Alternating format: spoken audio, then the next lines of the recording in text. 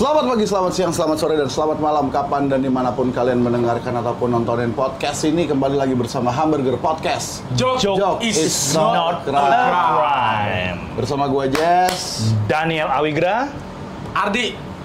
dan kita hari ini mau ngebahas bahwa kemarin kita pemilu, ya berapa hari yang lalu hasilnya Prabowo menang. 58% Versi quick count dulu ya. unggul. Kita coba unggul ya. Di versi quick count, di mana hampir semua lembaga itu nunjukin Prabowo menang di angka 56, unggul di angka 56 sampai 58%. Ya, Yes. ya. Angka yang sudah diprediksi juga Angka yang sudah diprediksi juga. sebelum pemilu bermulai katanya. Betul. Menurut Tempo. Dan ini hari ini gue pakai kaos, entah disengaja atau enggak ya, tulisannya disfungsi eleksi. Karena ternyata eleksi ini sudah semakin tidak berfungsi, bahkan untuk sekadar menjegal penculik maju sebagai presiden. Jadi apa yang kemudian harus kita lakukan ya di setelah ini gitu? Langsung gaspol ya. Langsung gaspol.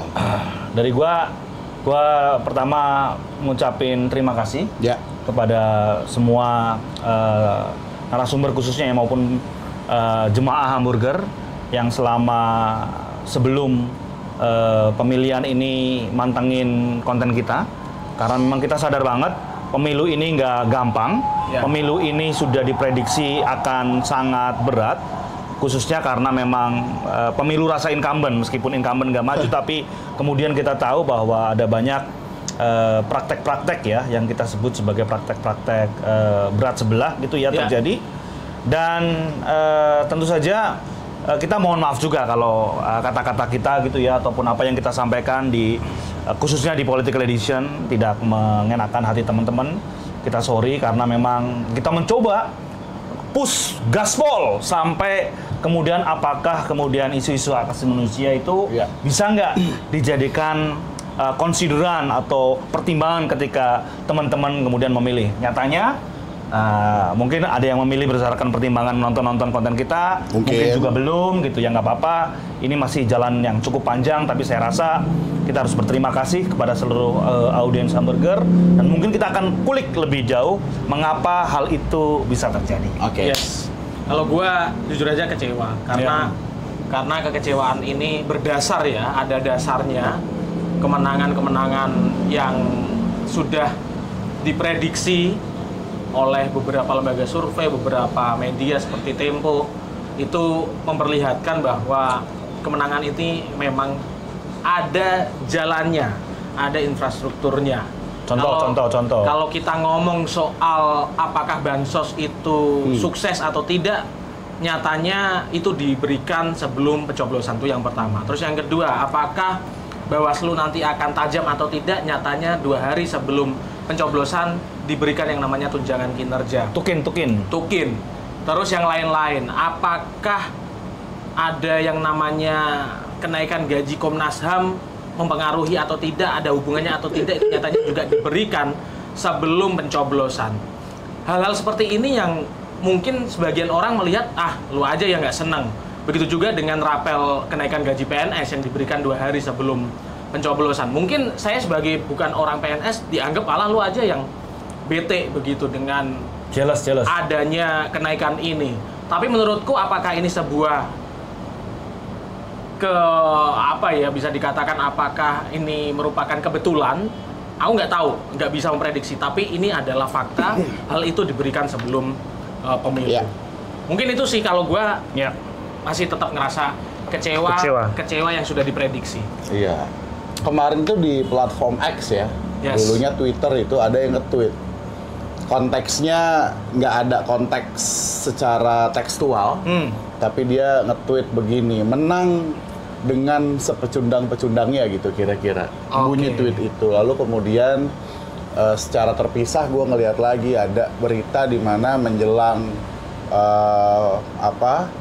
pengumuman atau dan yang lain sebagainya, Prabowo berenang gitu ya kira-kira. Lalu gue kemudian jadi mikir, mungkin itu yang dimaksud, karena pada kenyataannya pada akhirnya kita ngelihat bahwa barangkali orang ini tidak perlu lagi menunggu keputusan, karena dia udah tahu keputusannya, bahwa selama ini pemilu hanya butuh sebagai formalitas saja gitu. Jangan-jangan ya, karena toh kita bisa lihat beberapa indikasi penggunaan seperangkat alat negara, penggunaan seperangkat fasilitas negara gitu ya. Bagaimana kemudian juga ada legalisme otokrasi di mana hukum dibikin sedemikian rupa untuk meloloskan kepentingan-kepentingan dia gitu, yang memang settingannya dari awal udah disetting dia akan menang. Dan kenapa akhirnya kalimat menang dengan sepecundang-pecundangnya itu ya karena dia menang tanpa benar-benar berani bertanding secara fair, sehat dan secara fair. Mungkin kayak gitu, mungkin. Ya nggak apa-apa. Jadi memang ini menjadi satu semacam hal yang sebenarnya publik sudah paham ya. Ini juga belum hanya terjadi di pemilu kali ini, tapi memang kita harus quote in quote dipaksa ya untuk masuk ke dalam satu sistem demokrasi di mana dalam prakteknya demokrasi itu ya majority voters yang kemudian ruling, siapa yang kemudian memimpin, yang menang secara jumlah mayoritas ya dia yang akhirnya nantinya akan memenangkan. Dan di titik ini gue pengen ngebahas ya soal hubungan HAM yang menjadi concernnya hamburger gitu ya, dan demokrasi. Ada satu pemikir namanya Jack Donnelly, dia ilmuwan hubungan internasional. Dia pernah ngomong kalau hubungan antara HAM dan demokrasi itu dia berbagi satu politik ideal. Jadi dalam beberapa hal memang mereka bisa jalan bareng-bareng karena mereka berbagi satu politik ideal. Tapi dalam prakteknya mereka bisa jalan satu arah dan bisa jadi jalan berbeda arah. Bersama satu arahnya kemana dan nggak beda arahnya kemana. Karena memang kalau di hak asasi manusia itu kita nggak mengenal yang namanya itu mayoritas minoritas. Yes. Kalau satu orang itu katakanlah benar, meskipun 99 mengatakan dia salah, dia akan tetap kita bela sebagai yang benar. Tapi dalam praktek demokrasi saya harus highlight lagi bahwa kalau kemudian 99 itu mengatakan bahwa dia salah, dia bisa jadi salah, bos. Nah, sama, jadi kayak gitu. Apakah kemudian kita mendorong bahwa kita memilih pemimpin yang kemudian bersih dari catatan hak asasi manusia, gitu ya? Apakah kita kemudian memilih pemimpin yang kemudian taat atas azas etika moral, gitu ya? Ternyata publik mungkin ya belum menganggap itu menjadi sebagai satu konsideran dalam memilih, barangkali. Tapi tentu saja ini perlu menjadi semacam PR buat kita. Dalam praktek demokrasi, mungkin hal yang dikatakan benar belum tentu menjadi kebenaran yang publik bisa kehendaki. Maka kita cuma bisa mengintervensi seperti itu, mempengaruhi gitu ya. Kita mencoba menyiarkan, kita mencoba memberikan katakanlah apa yang kita pahami, dan kita menurut saya sudah berjuang sebaik-baiknya, sehormat-hormatnya menurut kita ya selama menjelang Pilpres ini. Apa yang kemudian saya masih mengutip Tempo juga, keren banget, saya harus apresiasi sama bocor alus politik gitu ya. Di mana bahkan di awal tahun opininya menyebut sebagai tahun ini annus horribilis ya, atau tahun-tahun susah gitu ya. Nah, kita tahu sendiri bahwa tahun ini kita dihadapkan dalam situasi yang mungkin aku bisa paham gimana kekecewaan gitu ya, kemudian kesedihan gitu ya. Ya karena mungkin kalau aku bisa ngejelasin ya, kita ngomongin hak asasi manusia di ruang demokrasi yang pada akhirnya ruang demokrasi itu penuh dengan banyak konsiderasi gitu ya. Nggak cuman hak asasi manusia aja, tapi kemudian ada banyak konsiderasi yang lain. Ada orang yang lebih milih dapat bansos, ada dapat ini dan sebagainya ya. Itu mungkin realitas kita bersama-sama, PR kita bareng-bareng untuk menyejahterakan publik, untuk mengedukasi publik, untuk kemudian mengajak publik menjadi lebih sadar. Dan saya rasa ada kekecewaan tentu soal siapa yang sekarang menang, gitu ya. Dan saya rasa itu wajar, dan saya rasa kita mengelola lah. Kita juga nggak mungkin berhenti ya. Setelah pemilu ini ada kita masih banyak Burger Podcast ini. Apa namanya tugas ya, tugas kemanusiaan, tugas peradaban gitu betul. Saya yakin nggak berhenti di pemilu ini. Pemilu. Ya, aku ngomongnya apa? Pemuli. Oh, pemuli. Itulah. Karena dasar katanya kan pilu. Jadi pilu itu kan artinya dari satu kepiluan ke kepiluan lainnya. Pemiluan yang lain. Tapi kalau misalkan hari ini rasa-rasanya mungkin kesan yang ditangkap oleh teman-teman kita yang nonton adalah bahwa kita seolah-olah terkesan sedang meratapi kesedihan gitu. Saya pikir nggak tepat juga, karena sebetulnya pada akhirnya kita akan bangkit dan kita akan tetap nggak akan menyerah juga gitu. Betul. Jadi ini juga sekaligus sebagai pesan untuk mengencourage teman-teman gitu ya, bahwa ini juga bukan berarti kita selesai dan yang lain sebagainya. Kibarkan bendera putih mengalah. Enggak. Karena menurut sama gua sekali enggak. kemenangan ini nanti kira-kiranya gue yang seneng ya, yang menang. Kemenangan kelompok 02 ini menurut gue ini juga patut disyukuri. Jadi ini ada hal-hal yang awalnya nggak ketemu jadi ketemu sama teman lama kita. Tiba-tiba ada yang ngechat gitu kan, ya kan cuman say hello kabar walaupun dia ternyata pendukung 02 ya. Nggak apa-apa lah, nanti kita ketemu di Kopi Darat, ya kan, sambil makan siang gratis dan menunggu BBM dipangkas. Ya. Ini juga benar kata lo di. Ini juga jadi momentum buat orang-orang yang selama ini ngerasa, aduh IG gue udah keramaian nih sama teman-teman gitu. Akhirnya dia ngeliatin, wah yang 02 gue unfollow-unfollowin aja. Tapi kalau gue beberapa hari terakhir ini disibukkan lah sebenarnya. Disibukkan ya. Sama kemudian orang-orang yang kemudian menyalahkan kerja-kerja atau kemudian aktivis ya. Kemudian ini aktivis nih kurang, bahasanya masih elit-elit, terlalu tinggi gitu dan sebagainya. Dan aku rasa ini kan kita main kan ada gamenya ya. Betul.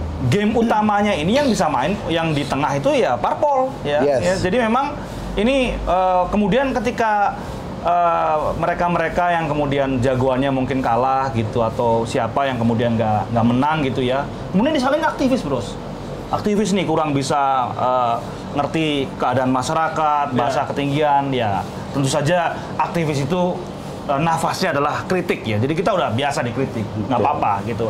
Tapi terus terang dalam masa-masa kayak gini ya, aku rasa semua ada kecewanya, tapi kemudian menimpakan kesalahan kepada satu pihak doang. Satu pihak, ya saya rasa sih itu nggak fair. Ya justru ayo kita bangkit bareng-bareng. Bareng-bareng lah. Zamannya mungkin untuk demokrasi dan hak asasi manusia kita tahu sendiri. Ada banyak pihak menyebut apa? Winter is coming. Atau Winter is coming, atau the New Orba is back gitu ya, atau macam-macam lah ini sebutan-sebutan. Kemudian apa kita kemudian harus saling tunjuk-tunjuk ini gara-gara lu nih salah gitu. Artinya kan kita juga punya tadi ada rule of the game-nya gitu ya. Kalau dalam konteks pemilu ya pemain utamanya ya parpol, kemudian disupport sama tim-tim pemenangan gitu ya. Dan kita mungkin di pinggiran gitu kan.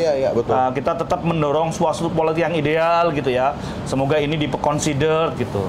Dan kemudian kalau itu memang kejadian ini problem bareng-bareng gitu kan. Ini bukan kemudian salahnya tim sini, aktivis itu dan sebagainya. Saya rasa kita ingin merangkul semuanya. Kalau memang ada rasa sayang terhadap bangsa ini, terhadap kemanusiaan ini, ada soal-soal ideal yang perlu kita perjuangkan. Janganlah mencintai negeri inilah. Yes. Kupikir itu kali ya. Cukup ya? Cukup. Ada lagi? Nah, ada lagi nggak? Keren nunggu. Aku langsung ini apa namanya? JC. Gue udah nggak ada. Dia udah nggak ada sih. Udah tinggal nunggu BBM di pangkas karena itu headline berita hari ini beberapa media ya. Jadi nanti apakah omongannya Ardi ini hoax? Nanti aku tampilin deh bahwa katanya BBM mau dipangkas cuma untuk